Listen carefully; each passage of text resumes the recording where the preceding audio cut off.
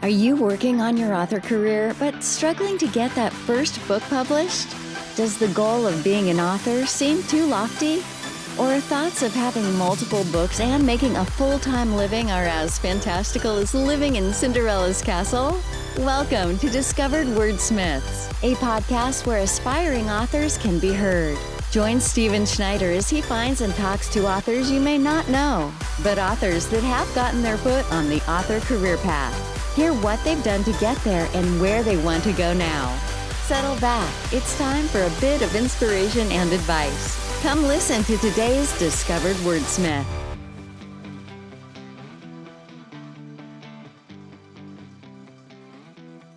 All right, let's do some author talk. So before we get on to our topic, you've been writing for a while and you wrote fiction and now some nonfiction. So what are some things that you have learned that you're doing differently than when you started?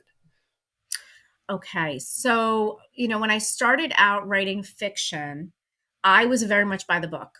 Everything was, I would take a class and I would follow the rules, and it was kind of holding me back. And what I've learned to do is trust myself.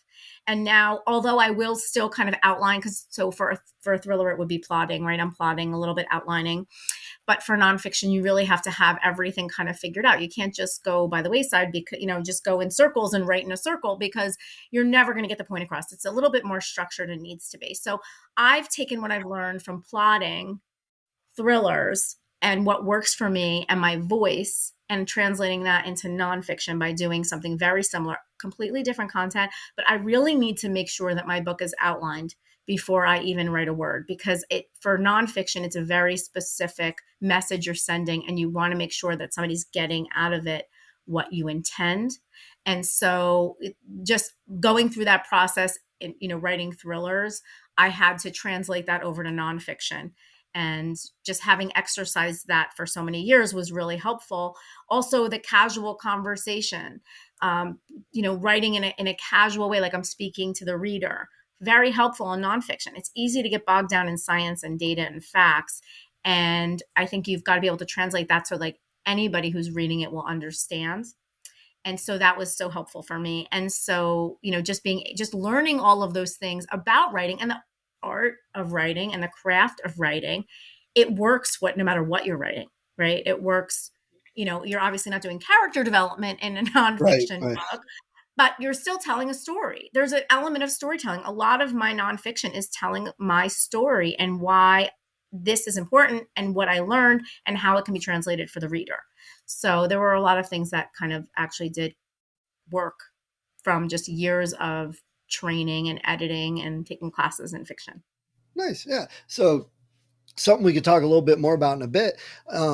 But the skills you learned in one translated to help with the other. And you even mentioned your nonfiction trying to do it in a narrative fashion. And I think that's not trend necessarily, but I think more nonfiction is doing that nowadays. It's not so cut dried, business-like. They're making it into story, making it accessible for people. I think that's a big thing that's changing in the nonfiction world.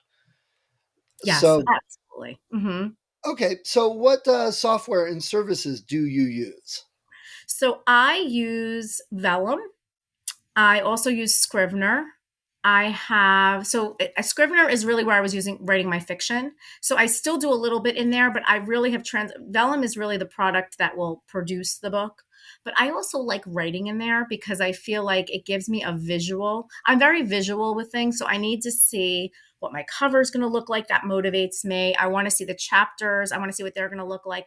And that just, it's almost as if when I plot it out and I put everything in Vellum, because it is showing you what the book's going to look like, that the book is already written. Even though I haven't written it yet, I have my chapters. It pushes me forward. Like, well, it's already done, so you have to finish it. It's just a psychological thing, a trick I play on myself to get through it. But absolutely, Vellum, I love. Scrivener will always be my tried and true writer software. I do work with people make people that make this book world thing happen. I have an author assistant who helps me with everything from my website to proofing my book to getting it up on the platforms. I also work with an editor, of course, and it a little bit different for nonfiction, but I have an editor who has written technical nonfiction who it writes thrillers also, who understands me. And you have to have somebody who gets you also, because a lot of editing is asking questions. What are you trying to say? What, where is this going? I think you need more information. Like, you want the editor to ask the right questions, not just, edit it for line edits, right? So I have somebody who knows me. So we can have conversations and she can push me, and I never feel like defensive. I want to get the product out the way that it needs to get out.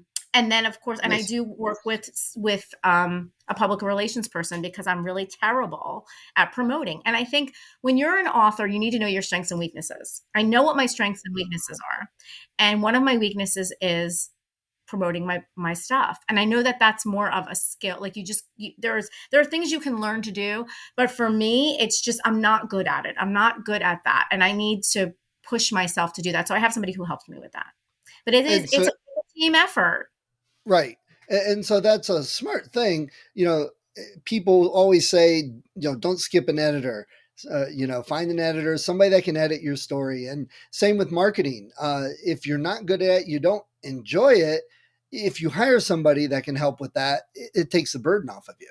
Yeah. And I'm not good. And you know what it is? I like it. I don't mind it. I really don't. I like connecting with readers, but I never know if what I'm doing is worth doing. Like, are people paying attention? What should I be sharing and not sharing? And I'm getting there, but I think because I'm so, like many authors, concerned about the product I'm putting together and selling. But just tell people that you have a product and what the value is.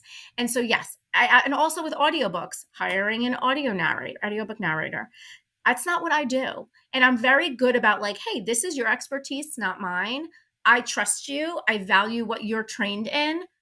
Do your job, and I'm here to support it. Like, vice versa. I'm writing the book. You have to help me with getting that message out. So yeah, it is important. I think we do try to take it all on. And I think when people hear the word self-publishing or indie publishing, they think, oh my God, I have to do everything myself.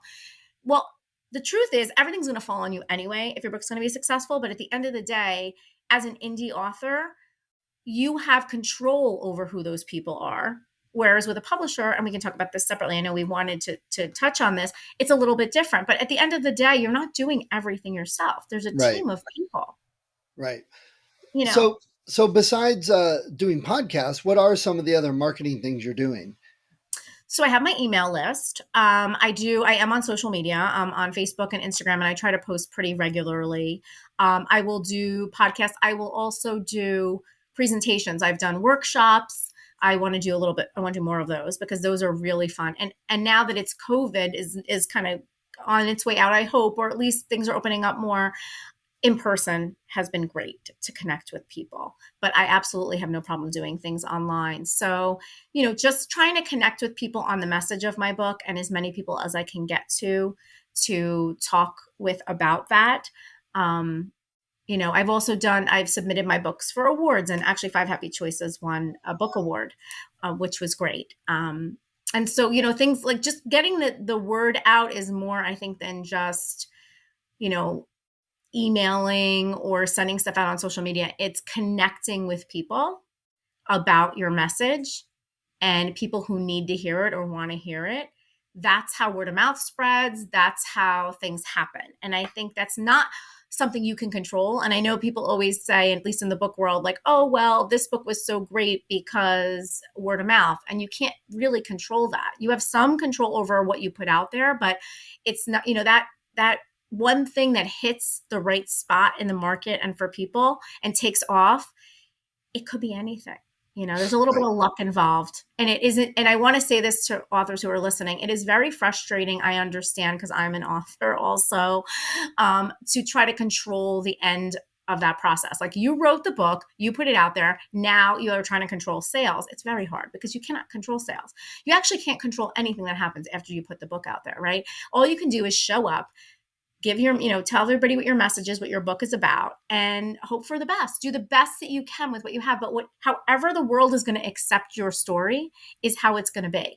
And they may accept a story that you didn't think was that great, or you were thinking, this isn't the one I thought was going to be so big and be a hit. And so you just kind of have to trust in your ability and what you're doing, and put the best product out there, and make sure you tell people about it in a way that is, genuine and authentic. And whatever happens from that point is out of your control. Truly. Okay. And you mentioned that you're doing the nonfiction book self-published, but you've worked with a publisher, and you just kind of hinted at differences in what you're doing. So what are some of those differences? Why did you want to do this self-published, and what control are you finding different? Or what things do you wish that you had more help with that you used to have? What some of those differences before we go into fiction, nonfiction part? Yeah, sure. That's a great question. And everyone has their own experience, right? So the first book that I published, the first book I wrote, my debut novel, Choosing Evil, was the first book that went to a publisher. I didn't know any better. And I say this in a way like there's nothing wrong with self publishing, but I didn't even think of self publishing. I'm like, I have to get a publisher. And so I was following in the footsteps of all of my traditionally published friends. And I did a lot of different things, but what worked for me for this book was a Twitter pitch. I did a Twitter pitch. I got a bunch of requests. And then I had a publisher pick up Choosing Evil and its sequel, Breaking Evil. And it was a wonderful experience. I didn't know any better, meaning I just did what I thought I was supposed to be doing. And I got lucky that somebody wanted my book and paid me for it and all of those kinds of things. But this was also when self-publishing had just kind of started getting big. And I didn't realize, all of the benefits that could come from that. And by the way, I have several friends who are ridiculously successful, more than traditionally published with self-published books. So you can do it anyway, right? There's no right or wrong. Well, it was a great experience. I loved my editor. I loved the people I worked with. They were very supportive. They were very helpful, but I had very little under my control. There were things I had to give up control of, and I was totally fine with that because, again, I didn't I didn't know any better. I hadn't had any other experience. This was my experience. And while I was with the publisher and I did 2 books with them, I went out on my own with a novella, Luring Shadows, and I decided to go under a group of self-published authors, and we did a multi-series novella. So in other words, a multi-standalone series. So every book was its own book, but it was part of a bigger series. So the series was just the location and the characters, and you could cross-pollinate characters, but it was all different stories. I wrote thrillers. A lot of them wrote romance. Well, that experience was so much fun for me because I got to do the cover I wanted to do. I was able to do a lot with the story that my publisher wanted me to do different things with my story. Like they wanted it to be in a different genre than I had written it. And so it was just a little bit more controlling. And you know what? As a new author, I was going to go with the flow. Like, I'm going to do what you tell me to do because I want to sell books. And Right. I didn't, and there was nothing wrong with any of it. They didn't do anything wrong. It was all good. But I think having had the experience of indie publishing, and I am, a planner, I'm a driven person. I like to control the things that I have a responsibility for. What bothered me, and this is me, and nothing against, I would definitely do the traditional route again in the future. But what bothered me was that, like, my name is on this cover and I have like very little control over the book. The cover, what it looked like, the edits, if there was an error, things like in print, anything. I had very little control over, and there were some things that I was happy with and some things I wasn't happy with. So there's more responsibility with indie publishing because it's all you, but I have more control over it and I have multiple people looking at it. And so I take full responsibility if something isn't perfect or something happens, but I had a say in it. And Right. that is what I wanted. Again, I wouldn't turn it down. It's just at this point in my life where I wanted to do what I wanted to do and experiment creatively. I could write in any genre I wanted. Like I was writing in thriller, but I write science fiction, paranormal. I write domestic, psychological thrillers, domestic thrillers. Like I'm writing all these different genres. Like that's not fitting under your typical brand with a traditional publisher. So it just was easier for me to indie publish. And I got my rights back and I indie published those 2 books. Nice. Okay. So, for our topic, we were going to talk fiction versus nonfiction. And I think it's interesting because I know a lot of authors just stick with writing fiction or nonfiction. And, what I seem to see is when they write fiction, it's several books, a series, several series, that type of thing. Nonfiction, it's 1, 2, or 3, but it's a limited number of books. But if they cross, a lot of times authors get the thought in their head, well, I'm an author, I write fiction, I'm going to write a nonfiction book about how to write. And they stick with that type of topic. But you went something completely different, mental health issues, helping people be happy. So why make the choice to go nonfiction, first of all, when you've been successful with fiction? And why choose the mental health and something like that as opposed to the million other things you could have chosen? That's a great question because I have seen, I don't know if you agree, but I have seen a lot of fiction authors venture out into nonfiction, not and in the writing, but I've also seen some touch on other things they've had experiences with, like PTSD or anxiety, things like that. Yeah. So, which is interesting to me. They usually partner with somebody who's got the background. But so yeah, that's a great question. I don't feel like, and I'm going to be very honest about this, I don't feel like I'm an expert on writing in any way, shape, or form. I mean, I have my way of writing. I like to write. It's great. That's not my calling or expertise. Like I wouldn't, not that I wouldn't help somebody with that, but I feel like where I excel, where I'm educated, where I have experience is on the psychology side, is on the mental health side.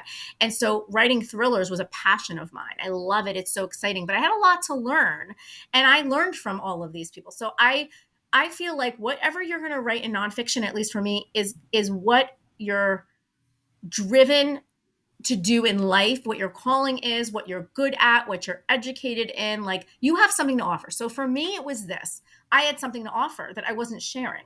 I have, I'm going for my doctorate in psychology. I have my master's in psychology. I have a certified professional coaching certification. I have a certificate in happiness studies, which again took me all year long to get. These aren't little things I did online in like a class. I go in all in, right? I love this stuff. This is like all happening behind the scenes as I'm writing my thrillers and my experience in work. I have, I'm not going to say how many years it'll age me, but a few decades of experience in leadership, in behavior, in performance, in all of these things. So I have all of this stuff that no one's getting from me. And by the way, any friend who calls me is calling me about that stuff, right? I need help with this. What do I do about that? I'm coaching people. I'm helping them with employment things. And I'm not sharing it with anyone else. And so I thought, you know what? This is crazy for me not to share. I want to share what I've learned and what my experience is. And by the way, I've also struggled with anxiety. I have panic attacks. That's a real thing. I had a really difficult time dealing with grief when my mom died. With COVID, I went into a panic. I've had my own experiences. I could be educated in everything in the world, but guess what? I'm human. Things are going to happen. And I have had these experiences. So I thought, why not take my writing training, my writing voice, my writing platform, and use it for good versus evil. No, but I'm writing thrillers that are evil. You know what I mean? And I say that as a joke, but it's true. It's like, why not use my powers for good? And so yeah, I really wanted to just share what I've learned and what I have to offer. And that was what I had. A lot of other writers have writing experience to share. And that just wasn't my place. Like I didn't feel like that is where I fit. I feel like I fit here. And so I went with that. I trusted my gut and I said, this is where I'm just going to go out on a limb. It was a big jump. It was uncomfortable for me because it wasn't my comfort zone. I hadn't done anything like this before, but I knew the material. Like it's very comfortable for me to talk about, I live my life like this, learning, working on myself, all that stuff. Experiencing things and figuring them out. That's just my whole life. I lived this way. So it was very natural for me to write this. I'm very comfortable in that sense, but sharing it was difficult because I hadn't ever shared anything. And, you go through it. We talk about imposter syndrome all the time. Well, I had major imposter syndrome with nonfiction. Like, who am I to write this? Who am I? And everyone was looking at me like, you have like 7 degrees in psychology. Like, what do you mean? Who are you? But it's real. Who am I? Like, why should I be writing about happiness? Well, I'm not, a Brene Brown or whoever that, and they're established people in the marketplace with their books. But it doesn't matter. You've got to come from a place of authenticity and passion and drive. And if you're of service and you want to help people, you got to get your story and information out. You're sharing information. What's so bad about that? I feel like that's good. Yes, absolutely. And I love that you're using your training and putting it into this format, but it sounds like the book isn't so dry and textbook that we talked about this. You wanted to put it into more of a narrative. Do you think that that is helping make it more successful than it would have been? Or do you think that people look at it as, it's not a real book or real self-help or anything like that? What's your thoughts, feelings on that type of thinking? I don't know. And this is my personal opinion because this is my first one. It was very important for me to get something out that was short, simple, and simple. I absolutely put references in there for different studies that were done and just a little bit. I didn't want to go heavy with that because I thought this isn't a journal article. I do think it resonated with people because I spoke to them. It was, I write in the third person in thrillers. Okay. This is first person, obviously. It's actually second person because I'm saying you. It's second person. And I am talking about my story. So it is more conversational. It is like if you pick this up, I'm talking to you. I'm talking to you right now. I feel like not what I would do differently for this, because this was meant to be a very quick and easy guide that you don't have to spend hours divulging into. You can just go and find it, go, okay, this makes sense. Here's a story that I can relate to. Okay, let's move on. That's what I wanted it to be. But I do think in the future, my goal, and especially being in school now and learning, is to still do that conversational talk, but put a little bit more backing to it that is based in even more science and data and examples. I just didn't want to weigh it down. This was a 5 happy choices. It's called The Simple Way to a Happier Life. I didn't want to make it the complicated way to a happier life. Right. I don't want any book I write to be boring, but I think depending on the topic, you're going to have a heavier content behind it. This was something for me that was easy and quick to do. The journal's even bigger than that because it's all a workbook. But yeah, I think some people are, you can't please everybody. Some people are going to say, oh, well, it's not enough science. Other people are going to say, well, it's, it's just the right amount of science, or it's too conversational. I want to read a journal article, those kinds of things. And everybody, if it's not for somebody, they shouldn't, buy it. I feel very strongly that this book is going to be a book that speaks to you or doesn't. And if it speaks to you, that's great if you buy it. Like I hope that it helps you, but I don't want anybody, I want whoever buys it to be getting something out of it. Like the whole point was to help you if you read it. If you don't think it's going to help you, then then that's not something that I would want you to spend your money on, because you work hard for your money. I don't care if it's $1 or $10. Like everybody works really hard for their money. Like spend it on things that are going to make your life better. And if you feel like my book is one of those things, awesome. I'm happy that you picked it up. But that's how I feel. I feel like it's going to go to people who need it. It's going to go to people who are looking for something to help them. And that's really my goal in writing. I could write thrillers forever, right? And that was fine for me. Just like you said, I chose to do this for a different reason. It never should be, in my mind, about making money. It's about sharing your gift with the world. This is what I believe truly in my heart and how I live my life. Part of my gift is writing, but part of my gift is connecting with people and understanding people and having empathy and helping them. I've always been a helper. And so I feel like that was my goal. Like if it sells one copy, great. If it sells 1 million, awesome. But at the end of the day, I'm so happy, truly, and blessed that I finished it and got it out there. Like that was my goal. Nice. Did you find writing this easier or harder than writing your fiction? Easier for me. Because Absolutely. why do you think? It was easier for me because so all my life I have already been doing this. Like this is what I've been writing. I've been writing nonfiction forever, whether it's at work or in school or writing a blog post. I could write a blog post in a minute. Like it's like, oh, this topic, pick a topic, done. And it's powerful because that's comfortable for me. Thrillers and writing fictions isn't so easy for me. I struggle with that. I always say like I'm a C student, right? Really working hard to be an A. In thriller, I think in nonfiction, and not that they're not good, I don't mean it that way, like my books are terrible or anything, but I mean that I work really, really hard to get them there. It's not my second nature. Storytelling is, but getting it just perfectly on the page, I'm like an overthinker. I overanalyze everything because of the psychology. And so I can't get out of my own way, right? We know what that's like. But with nonfiction, it was almost like I'm having a conversation with you and this is the message. And that message just came out so easily on paper. And of course, I had to do the work and back it with science and make sure it made sense and everything tied together. But it's very easy for me to write, like if I had to write a blog post for somebody, or I had to write an article, like that comes out like, nothing. So simple. But to write a short story, I love it. And I really love when I'm done with it and how much I am grateful for it, but it takes a little bit more effort on my part. That's just Okay. my skill All level right. and being honest. That's good, because I think a lot of people that start fiction and move into nonfiction think the opposite, that the fiction starts coming easy because they've done it and their mindset is that. But and you said you've got a couple degrees and you're working on your PhD, so obviously Mhm. you're a professional in your field, which I think is wonderful, to know that you're writing some books like this.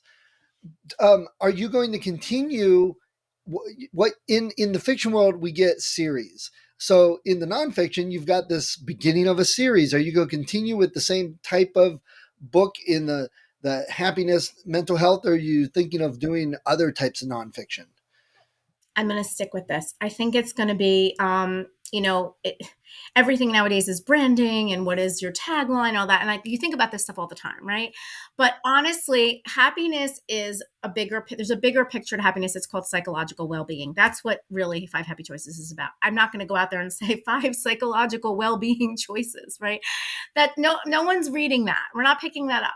But I think behind the scenes, it's all about psychological well-being. It's all about health and wellness psychology, which is what I'm going to school for, which all ties together. And I think everything I write will be based on that.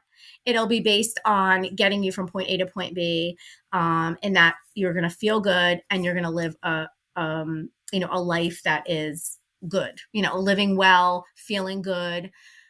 Happiness is a feeling. We can't be happy all the time, but living a happy life, living what they call the good life. That's what it's like, it's referred to as the good life. It's really about just moving through life in a way that feels good and enjoying your life. And that doesn't always mean you're happy all the time. But yes, it'll be around psychological well-being, because that's where my education is. That's what I believe in. I believe that we are all searching for a happy life, or to live a happier life, or to be happy. And how do we get there is through these things that we can do and actions we can take for our psychological well-being to be balanced. And that is part of mental health, for sure. It's one of the pieces of mental health. And, happily, there are things we can do to affect that. It's something we can change. It's something we can take action on. And I think when people hear that, they feel hope, because I think it is very easy, especially with COVID and everything and not just COVID, everything we've been through in the last, let's say, 5 years, right? There's just been a lot of turmoil out there. And it's very easy. And especially if you're someone who's sensitive energetically to what's going on, and like, you watch the news and you get upset, or, you go on Facebook and people are arguing. Like, there's so much of that heaviness in the world. And a lot of it is for good reason, but it still can weigh on us mentally. I think we need a way out.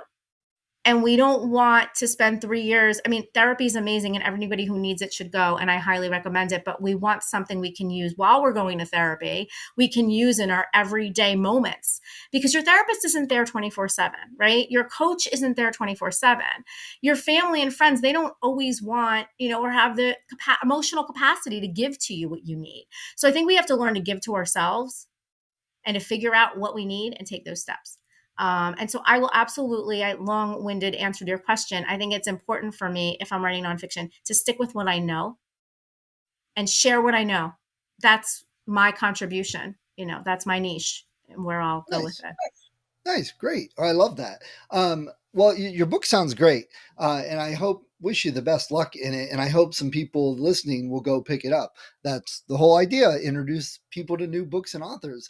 So, before we go, do you have any last minute advice you would give to a new author that's saying, "Hey, I don't know what to do. Can you give me some advice? Help me out." Yeah, I mean, you know what? This is like advice for life, but it's advice for writers. And what's always helped me when I struggled with what do I write? How do I write? What do I do? It's like, first of all, if you want to write something, just write it. Don't worry about it. Do not worry about how good it is. It doesn't matter. You're going to write it down and you're going to fix it later. If you're writing fiction, get that story out. And the story you pick to write is the one that gets you so excited. Like it just, you feel it in your gut. Like I want to write this story. That's the one you focus on and just write it down. Just get it out. It's going to be garbage because everything's garbage the first draft. Very few people write an amazing first draft. Just get it out. You fix it later. Editors will help you fix it. Get that story out. And if you're writing nonfiction, no matter what degrees you have, and you don't have to have any at all, it's not a requirement. Whatever you're writing about, share your knowledge, share what you know, share it with the world, and do it from a place of authenticity and a place of, something that you have a passion for, whatever that is. That's, my recommendation. It's like, don't let anything hold you back. If you have something to say, if you have a story to tell, or you have information to share, just do it. You can clean it up later, but get it on paper, because that's the hardest part, is holding ourselves back and not putting something on paper because we're afraid of what are people going to think. I will tell you this right now. It's not your job to control what people think and how your book's received. It is your job to share your gift with the world and put it out there. And whatever it does, it does. If it's a #1 New York Times bestseller, awesome. If it sells no copies, that's okay too. You did your job. You shared your gift. So don't not share your gift because you're afraid of the outcome. We have no control over the outcome. All we have control over is whether we write it or we don't. So write it. Right. Wonderful. I love that. Thank you. I appreciate it. All right, Kristina, thank you for being on. It's been wonderful talking with you, and I hope some authors picked up some things about nonfiction moving from fiction. So I appreciate you being on. Thank you. Thank you so much. It was a pleasure to be here. I appreciate it. Great. Hi, if you enjoyed this episode of Discovered Wordsmiths, please support the author. Go to their website, go to Amazon, look them up, get the book. And if you click on the link that I have in the show notes, you'll also help support the podcast so I can keep the hosting and all the software I use and keep it running to help more authors. When I am recording this, we've got over 100 episodes, lots of authors. Go to the website, discoveredwordsmiths.com. Check it out. There's a lot of great authors, probably in some genre that you love. See what they have. Check out their books. That's what the point of the podcast is for. So people can discover new authors, find some new books they love, support the authors so they can continue writing. So please support them. And if you do like the podcast, if you've been thinking of podcasting or you're a writer, I've got some links also at the website. Click on those if you're interested in any of the software or services that I talk about. Everything that I have there is something I use. So I've got an affiliate link. Again, it's a little bit, if everyone clicked on those, if they were going to get it anyway, it helps keep the podcast going. So let's all help each other out and discover more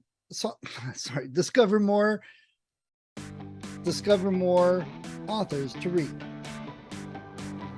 Thank you for listening to Discovered Wordsmiths. Come back next week and listen to another author discuss the road they've traveled, and maybe, sometime in the near future, it might be you.